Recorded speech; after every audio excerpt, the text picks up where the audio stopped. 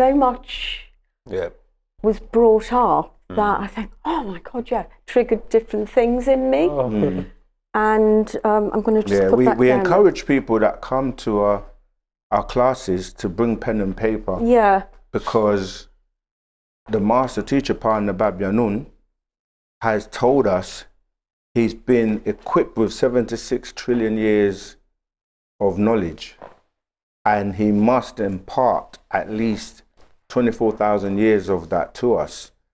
And so you'll never learn this information in a school, universities, because the levels are much, much higher than that, you see. And this is knowledge that goes, as I said before, beyond academic knowledge.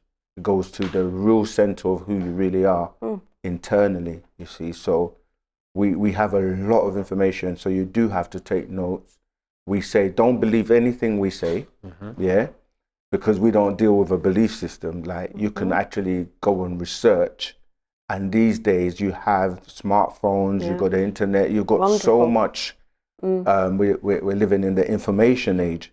And no matter what, there's going to be people that are going to distort information because it's about throwing people off. Yeah, so there's right knowledge and there's wrong knowledge. So in order for you to know what's right and what's wrong, it's going to go, like you were saying, into your real internal being. Yes. You have to let that energy, the vibration, because it is a vibration. You know when someone is telling you the truth, and you know when someone is trying to, you know, distort or bamboozle you. So it's important for you to do the research and let your soul, your inner being, make the decision. Because we hear people that will say, you know, online, they will say, you know, we don't know what we're talking about. But we say, no matter who you are on this planet, there's someone that you look to or listen to or follow, or whether you're saying it's Christianity, Islam, Judaism, or a professor, or whoever on the planet that you follow, we say we will put them to the same scrutiny and test to see if they really know what they're talking about or what they're teaching you. So it's not enough to just claim you are this or you're that. People have to put you to the test and question you, research, check you out. And there's no one on the planet living or unalive that can match what this Partner Babyanun is teaching. And he's still here on the planet right now. And of course, I have to mention, we have to free him because he has been incarcerated. Well, yes, that was because of him spreading this knowledge and talking about, you know, the extraterrestrial involvement and all these beings that have been hiding and suppressing the knowledge on the planet. One of the things that we failed to mention is like the power struggle that is going on. Some of it is intentional, you know, because if everybody was to know the truth, those who monopolize the truth and hold people down will no longer be able to benefit from it. So this information, anybody that starts to reach the masses and open their eyes, they obviously, you know, come up with any type of way, just like in the Bible, Jesus' time, where they made up stories because he said he was a son of God, and then, you know, conspired, and the Pharisees and the Sanhedrin, they went about trying to find him and then incarcerate him and then eventually unalive him if they have the opportunity. So there are many people over the years that try to teach and expose and give the information to help humanity rise in consciousness, that end up obviously having to deal with the adversaries and people on the planet that don't want that to happen. But let me let you get to your question. Well, thank you for explaining that. No problem. Talking about knowledge is power, most definitely. And if it's used properly. If it's used properly. And you were saying that his knowledge and other knowledge that we need for our awakening is often suppressed. However, we do have the means in the West today. Well, I know I have via the internet, and I've educated myself lots and lots through research. Right. And everything that you've been talking about today, I just want to say I am so grateful to have met you today, because I do believe I'm meant to be here. And I feel so blessed. Thank you very much. To be here and having this experience today. And talking about time, I have felt no time today. And I had in Earth time a 3-hour journey to get here today. However, it just felt like, I don't know, 10 minutes. I can't put it into words. Wonderful. You can bend time. This is, again, one of the things that they don't teach us, because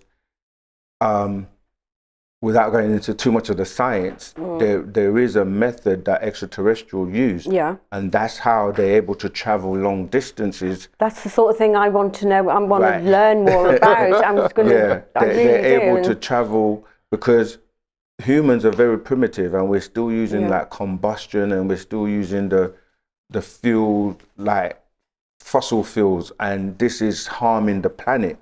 So they know how to utilize. This is what even someone like Nikola Tesla was dealing with, because he was able to communicate intergalactically many years before, and they had to suppress him. But there's something called contraction and expansion that you do to space-time, right? So you're able to travel in what they call warp speed when you know how to do this. In order for you to be able to do that, your crafts have to be highly, in terms of technology, very advanced. So when I mentioned about people like Bob Lazar that were working in Area 51, they were trying to, and they tried to re-engineer these crafts. But some of the crafts are built to fuse with the person driving its DNA and genetics. So you're not going to be able to fly it if you're not fused with that. But there's a movie recently with Jennifer Lopez that kind of gives you this information that you could watch. But yeah, so they know and have the technology to travel through wormholes, or we call them gateways, or in the movies like Stargate, they show you these things. There's Stargates, even in Doctor Strange, they show the guy that opens the Stargate and he just walks through. So if you know what to do, even though people will teach you like the fastest way to travel from one place to another is in a straight line, that's actually how we know it. But when you deal with extraterrestrials, they know that to bend time, all they have to do is bring those 2 points together. Bring the 2 points together. Right. So you don't have to travel like in that linear fashion. Yeah. So there are portals and gateways that that's can be opened. intriguing, because I've had meditations where I've entered portals. So is that the bringing together mentally rather than having to travel physically? That's right. So you can travel intergalactically, which is using crafts, or you can travel interdimensionally, which you just move from one dimension to the other. And you can do that by astral projecting, remote viewing. There are many methods that you can use to travel back and forth to what we call the past and the future. I want to say something you said earlier on about when you hear us teach, what you're hearing today, you write it down. That is the intent of us. That when you're hearing something, it inspires you and you write it down. And we've been in adoption almost 100 years between us.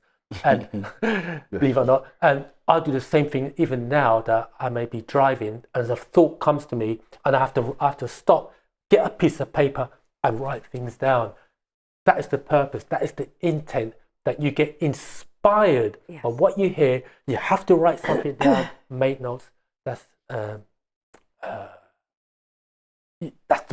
our intent to aspire to do that. And also, when you talk about traveling interdimensionally, basically, as Ken was talking about orbit space-time, that's what the master teacher says, that with the intake of moth, calls it, you would turn yourself into a craft, and have the ability to bend space and time, transform yourself into craft and move without the aid.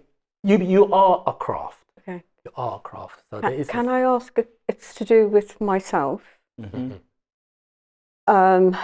So I mean, I work. It's just part of my life as a psychotherapist and also as a spiritual healer.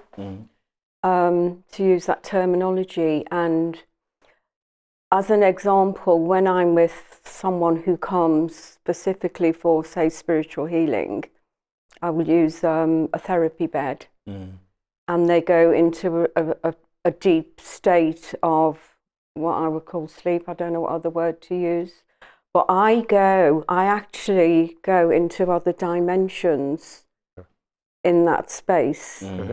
So would I be meeting with a portal? Would I be, what would, to put it in, I don't know how to explain it to people. Channeling. When people ask me, I say, well, I'm there. It's like I am in a film. I am, and I can see everything that's going on. And I'm also invited by the beings of light into what they're doing, and they get me to help them. Okay. So how, and I can't explain it, but do I need to explain it?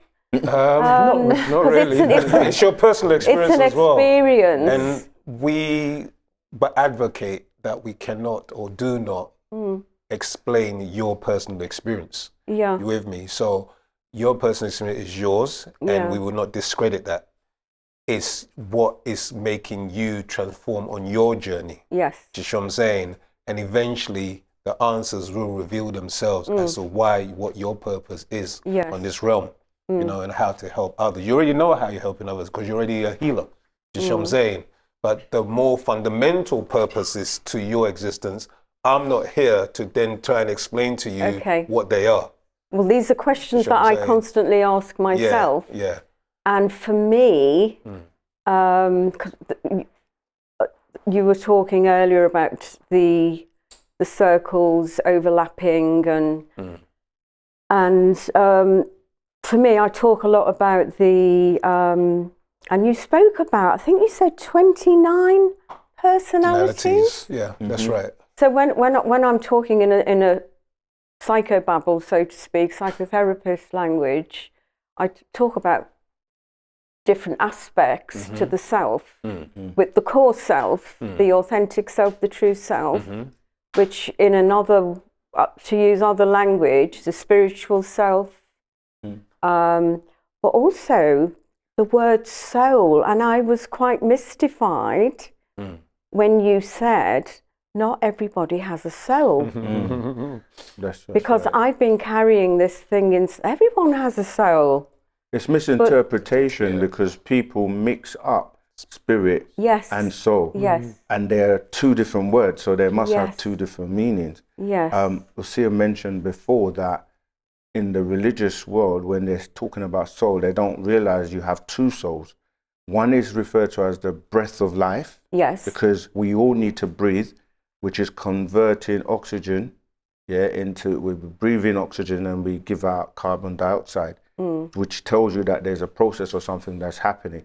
So it's a burning that's taking place because carbon is a residue of burning. Yeah. So you either have a lit fire, right, which we call a solar or solar plexus, because solar refers to the sun, or you have a lunar plex, which means it's cold or not activated, which is the moon, relating to the moon.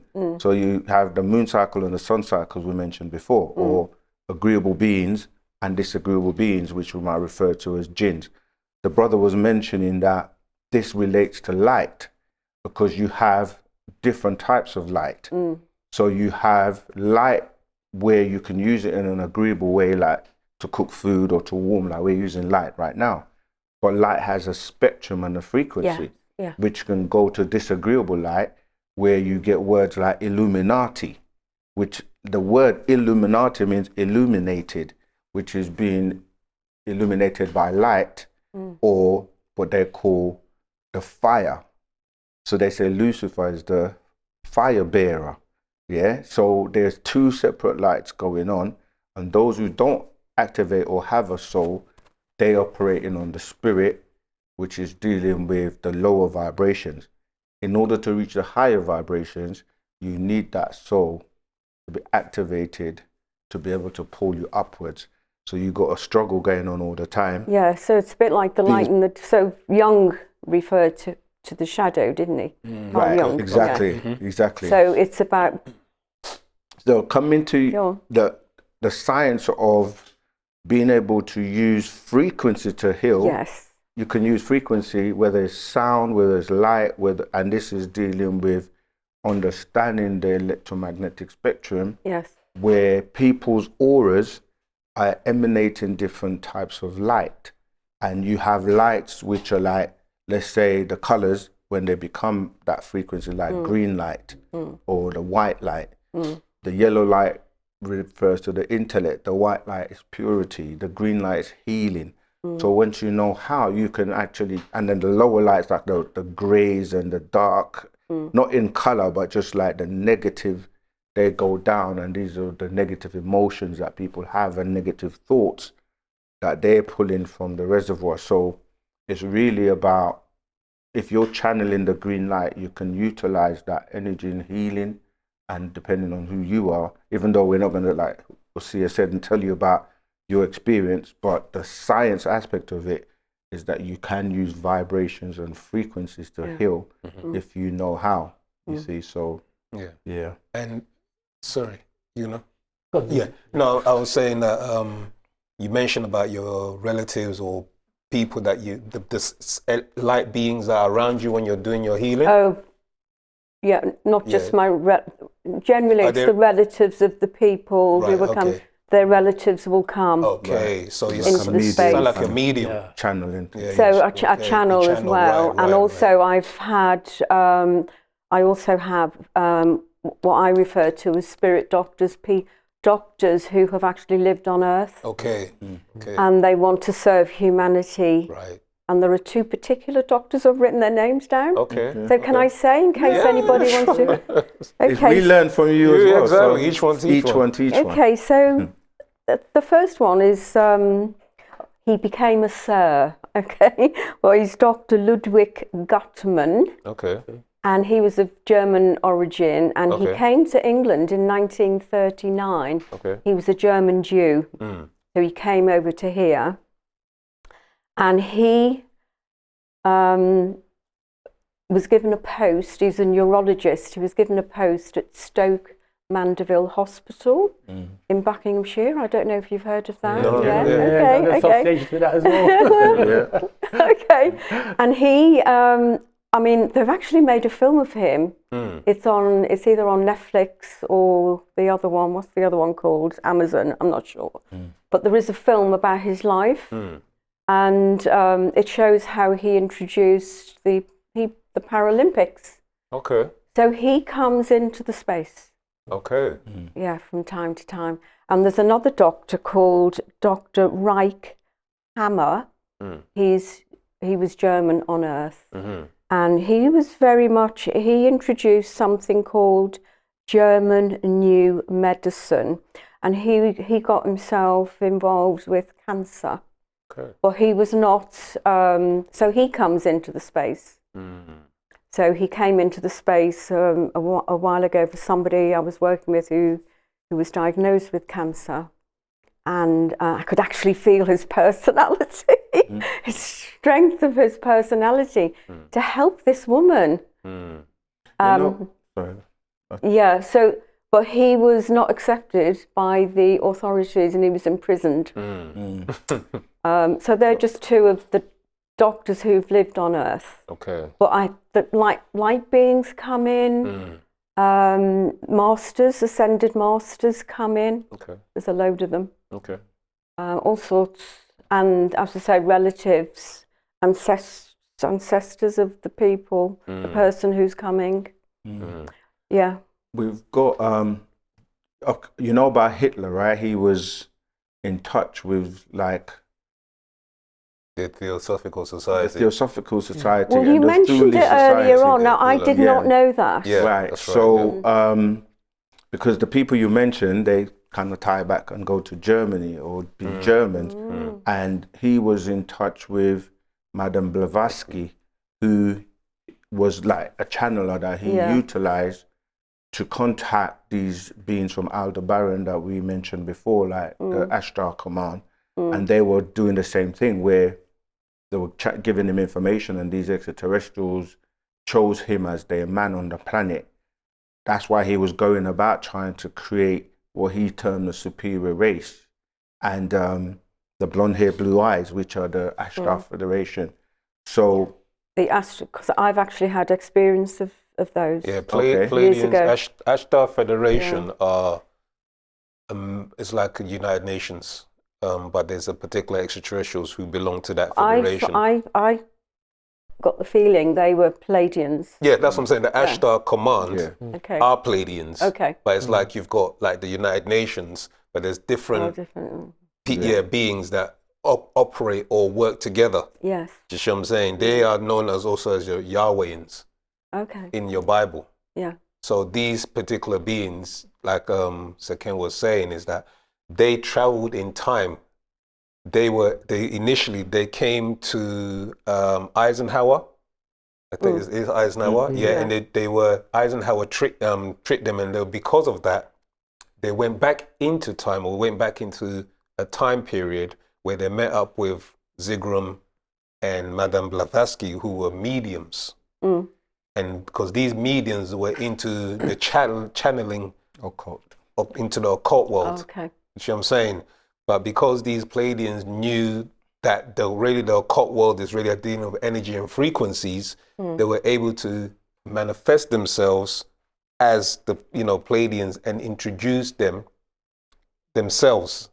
Now, from that introduction, they then were able to contact Adolf Hitler, and use him to set up the Third Reich. You see what I'm saying? And to set up certain things and to start creating a replica of themselves on the planet. Right. This is where your Hitler's project was. Project the Master Race. Exactly. Thank you for explaining that. You're most welcome. There's so much to it, because so much. Some of these extraterrestrials then utilize the beings on the planet to do their work. So what I was going to say is, like, you have to be careful that, not you specifically, I'm saying in general, when people are in contact with these different beings, some of them will use them for their own objective or agenda. Yeah, so Hitler was used for that, and it ended up with the world wars, and and there's a big exaggeration about the unaliving of the Jews, because he didn't look like blonde hair, blue eyes. A lot of people don't know that he was even from Austria, so it didn't make sense for what he was trying to do unless it was heavily influenced by these extraterrestrials. And that whole thing with the different beings that he was contacting, is like, in the end, even though people think that Germany lost the war, the Third Reich, which is what he was really involved with the occult, and he wrote the first book called The New World Order, which today now the New World Order is being put in place, in the sense of they want to basically be able to control every facet of society, because that's how these extraterrestrials that want to take over the planet, they introduce a lot of technologies and things to the planet that people may think is a good or positive thing, but they have their own ulterior motives, to dumb you down to the point where you're literally like, now they're talking about getting chips in you in the Book of Revelations and these books that people refer to as end times, or the book, the time where the end of the world, as they call it. But they're not explaining that, what world are we talking about when you're saying, New World Order? We're getting to this point where the new sun cycle, so the old world is actually coming to an end, and the new world is coming in. But people may look at New World Order, Illuminati, and all these words, and it creates fear, creates a lot of chaos, that people are panicking. But that also then helps the beings that feed off of that negative energy, you see. So it's important to know which beings you're in contact with, who you're, not you, again, I'm talking in general, in contact with, channeling, and what their motive is for utilizing you. It does affect me. Yeah, and we have a book called Projection and Reflection. Okay. That helps you to unpack these things. That's quite a word in psychology. Yeah. Projection. Okay. And as you were talking, you were talking about this world and all the different worlds. And there is, within my psychology world, I suppose, we create our own world. That is how I live myself. I know that I create my reality and how I think, how I am, what I do, in every way, That's right. And inside me, in that place, I know what world I want to live in. Although I see stuff all around me, I have the power within me to interact in whatever way I choose with that. And in the world of psychology and psychotherapy, when someone comes to see me, as an example, they bring their world. They literally bring their world into this space. And I was saying to someone earlier that when I am with that person, I am in their world. I can be in their world, so I can experience and get to know the world that person is bringing, and in a lot of ways trying to escape from. You know, as you say, we've got to do the work. You absorb some of that. We've got to do the work. Well, I absorb it and then let it go. Oh yeah. Definitely. Because what's actually happening is you talk your brainwave frequency, because when we are awake, we are on what they refer to as the beta wave. But what you are saying is when you go into their world, your brainwave activity is actually heightened to what they heightening to what they refer to as the gamma wave frequency. Yes. You see, so you now on their level, the frequency that they're at. So you are actually, whether they know or not, their brainwave is actually on a higher frequency, and you are interacting on that frequency, that gamma wave frequency, and those being like the doctors and their ancestors, you are interacting with them also. It's all happening simultaneously. That's right, because I'm able to oversee. Although I'm in their world, I'm able to oversee. It's. I was saying, I haven't got the words for what is going on. Master teacher is known as an avatar. That's a being that's able to receive affirmation through him. So he always explained that this being that we keep talking about, called Yanun, is a being that is able to access all levels, right? All the way from the 9th to the 9th power of 9, or the 9 etheric realms, all the way down at will. And he is able to allow his being, by these masters, you spoke about the masters, to channel through him or speak through him. So his pen is guided by this being called Yanun. And this is how that affirmation is coming through to us in information. So when he writes the books, he has to sometimes go back and read them. And he realizes wow, like this information is not me. He keeps saying, of myself, I could not do these works. But because of this galactic being, Yanun, who is the 19th elder amongst the 24 elders, who then go to the highest 9, the Council of 9. And we have another scroll called the 9. Because these beings, they become one. Even though they're separate, energetically, we're all one, but they're just on a higher vibration, on a higher frequency. So yes, he's able to channel all the beings that people think have crossed over, because we know energy can't be destroyed. So all these beings, still, the ones that have made it, still exist. When I said 29, right, because you have 4 generations backwards that you are a result of, right, which is 30 personalities in all, including you. but you have to subtract the ones that are still alive. So because you're still alive, I would say 29 if I don't know that your parents are still alive, or your grandparents or your great-grandparents. So if they're still alive, you subtract those as well. So therefore, you may have between 29 or less personalities. Can I ask a question on that? Because you've just triggered something. So I've had lots of what's called past life regression, and I actually do it with people as well. So are they, we're tapping into, again, vibrations, aren't we? And for me, it's about what is coming up to be let go of. And I just use the word healing, but it's about letting go of or clearing in some way to be able to really get in touch with that light being of self. See, I'm trying to find the words to explain. It's also a form of acceptance. Once you get to, when the soul and the being starts to grow, you learn to accept things for what they are. Yes.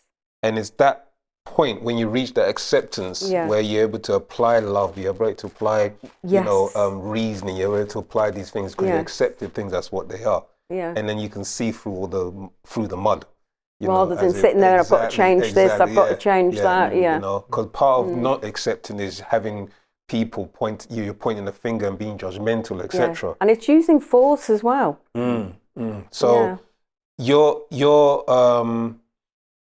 whoever you're connected to, or whoever you're working or operating through you, just what I'm saying, they are helping you transform. This is exactly what Partner Babylon is trying to do with us, and we are disseminate this information to humanity, is that accepting who you are and not what you have been taught to be. Just what I'm saying, and to become, and then become the true you, live through that real soul being, and not being afraid and all of these other obstacles that the mind creates.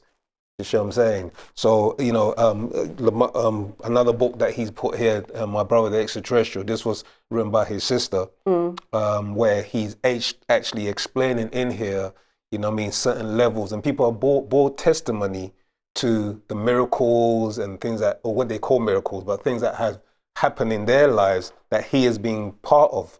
He's even explained to us that he was that bird that was sitting on the windowsill, just what I'm saying, or that person that's passed in your life and giving you certain things, but you weren't aware that he had played a part in your life.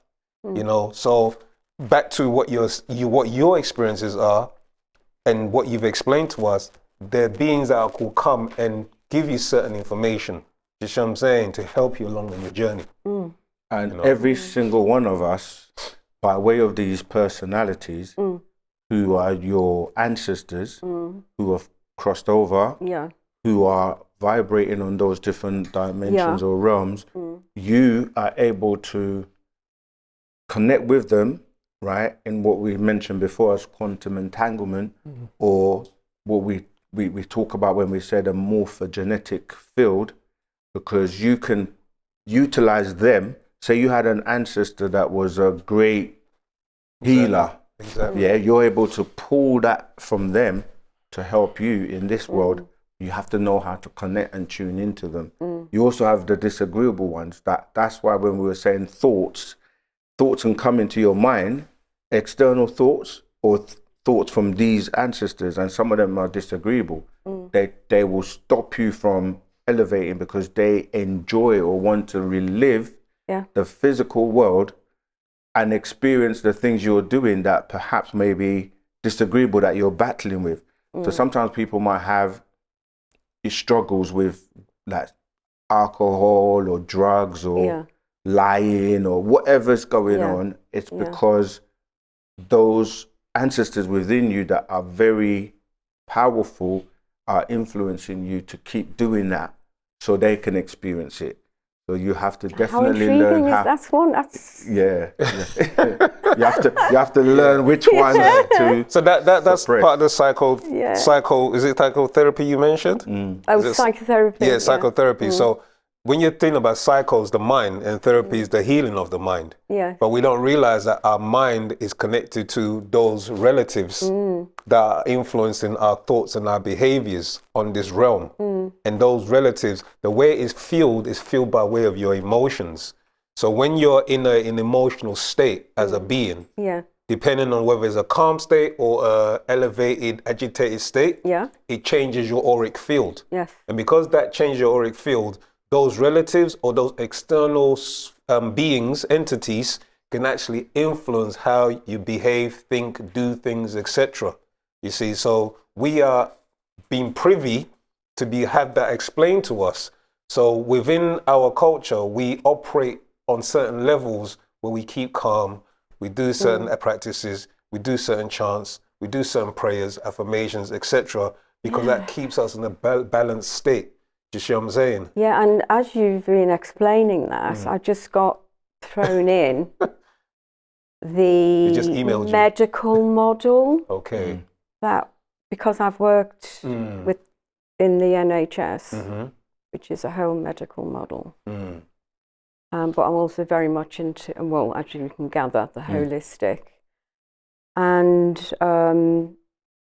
it's, I mean, I did leave eventually. I work privately now. It's so constraining. It really is. However, to go back to the point of the ancestors in regard to that, in my own life as a human being, I have experienced a lot of trauma, what would be described as trauma. And going through that and working through it in the way that I do and have, and accepting and being gracious and grateful in lots of ways, because I've been given those because I just see them now as experiences. Although when you're in it, it's horrible. And however, it's helped me in the work that I do as well.